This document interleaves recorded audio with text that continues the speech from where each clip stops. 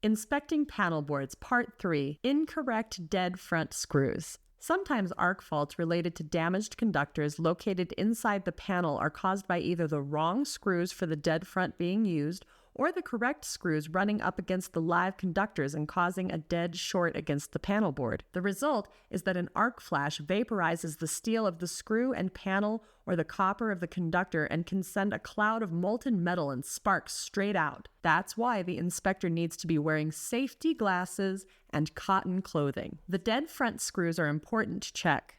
Some inspectors carry with them a small bag of screws designed to replace the missing or incorrect screws that they find at the inspection. Missing legends. All panel boards are required to have an accurate listing of what the circuits are connected to. This is referred to as a legend. An unsafe condition can easily exist if the homeowner turns off a breaker, believing to have killed the power on the circuit, only to find that they tripped the wrong breaker. For this reason, any deficiencies in the labeling of panels should be noted, with the client being made aware of the need for correctly identifying breakers. Panel ratings. Panels, like any other components, are rated or UL listed by the underwriter's laboratory. Every panel must carry a label explaining where it can be used, what it can be used for, how many circuits it can support, and, most importantly for inspectors, the maximum amperage it can support. In many cases, these panel markings are obscured, but wherever possible, the home inspector should attempt to check the labels to ensure that the panel is rated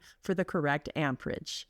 While looking at general panel conditions, the inspector should pay attention to the requirements for all panels to be bonded to the grounding system. This ensures that any electricity that is imposed onto any metal parts of the electrical system is safely transferred to the grounding conductor and, in the case of a fault condition, allows the overcurrent protection device to activate properly. In applications where the grounding bus is screwed directly to the panel, this connection is already there. Where the grounds and neutrals or grounded conductors share a bus, a bond should bridge between that bus and the enclosure. If the ground bus is isolated from the enclosure, for example, by an insulated plastic bushing, a bonding jumper needs to be installed between the bus and the metal enclosure. In all cases, look for a green-headed screw signifying that the panel is bonded to the ground. If this panel contains the main disconnect, the screw should be screwed in all the way to provide an electrical connection between the bus and the enclosure.